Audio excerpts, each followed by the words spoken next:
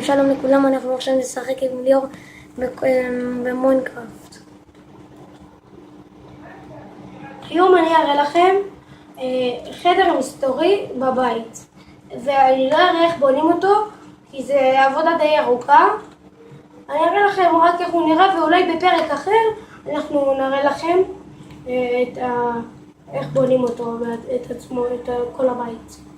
טוב, זה הבית, הוא קטנצ'יק בחוץ, אז הם אומרים לחברים שלכם שזה הבית, הוא קטן, אבל עשיתם אותו בכוונה ככה שאף אחד לא יצחק עליכם. אז אם אתם נכנסים ואתם אומרים להם, סתם בצחוק, אני עשיתי כאן חדר סודי קטן, וזה מדליק גם מכבה את המנורה. הנה, זה החדר הסודי.